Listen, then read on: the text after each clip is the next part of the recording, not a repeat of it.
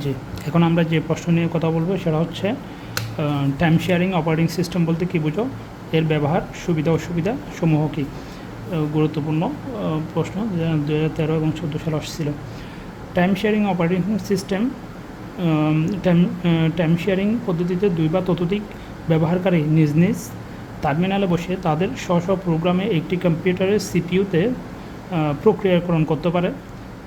এক্ষেত্রে কম্পিউটারের সিপিইউ কাজের সময়কে ওই সিপিইউর সাথে যুক্ত বিভিন্ন ব্যবহারকারী ভাগ করে নেয়। কোনো ব্যবহারকারী তার জন্য নির্ধারিত সময়ে সিপিইউকে প্রসেসিংয়ের জন্য ব্যবহার করে তার কাজ সম্পন্ন করে। কম্পিউটারের সিপিইউ কাজের সময়কে ভাগাভাগি করে করা হয় বিদায় এর নাম টাইম শেয়ারিং অপারেটিং সিস্টেম বলে। মূলত এই টাইম শেয়ারিং অপারেটিং সিস্টেমের বৈশিষ্ট্য কী? টাইম শেয়ারিং অপারেটিং সিস্টেমের বৈশিষ্ট্য হচ্ছে, প্রথমত টাইম শেয়ারিং অপারেটিং সিস্টেম নিকটতম ব্যবহারকারীর ইনপুট, কাছের যে ব্যবহারকারী আছে তার ইনপুট এবং আউটপুটের মাধ্যমে দূরে যে ব্যবহারকারী আছে তার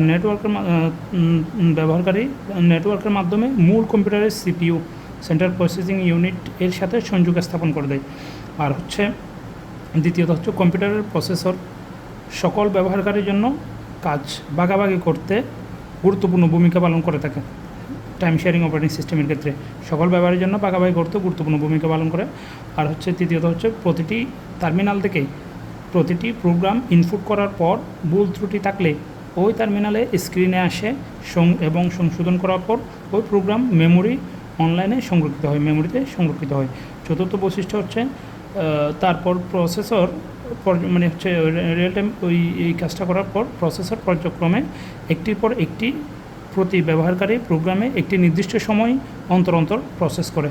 শেষ ব্যবহারকারী প্রোগ্রামটি প্রসেস করার পর আবার প্রথম ব্যবহারকারী প্রোগ্রাম প্রসেস করার জন্য ফিরে আসে।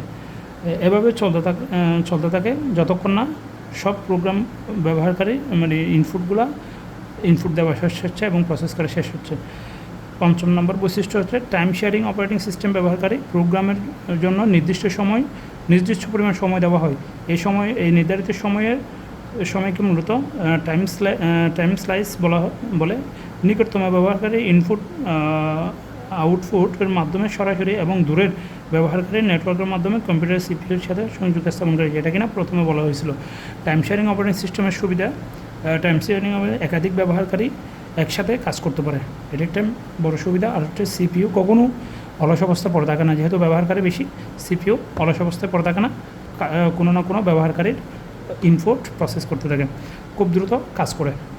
টাইম শেয়ারিংয়ের কিছু অসুবিধাও আছে, তার মধ্যে হচ্ছে এই সিস্টেম ব্যবহার প্রসেসের ক্ষমতা অনেক বেশি হতে হবে, যেহেতু ব্যবহারকারী বেশি থাকলে টাইম শেয়ারিং অপারেটিং সিস্টেমে, সো এখানে তার প্রসেসরের ক্ষমতাটা অনেক বেশি হতে হবে।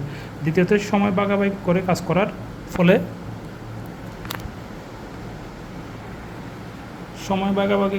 কাজ করার ফলে সিস্টেমের সাথে সংযুক্ত ব্যবহারকারীর সংখ্যা বেশি হলে অনেক সময় ব্যবহারকারীকে অপেক্ষা করতে হয়। এ হচ্ছে টাইম শেয়ারিং অপারেটিং সিস্টেম বলতে কী বোঝায় এবং এর ব্যবহার, সুবিধা অসুবিধা সংক্ষেপে দেওয়া হলো।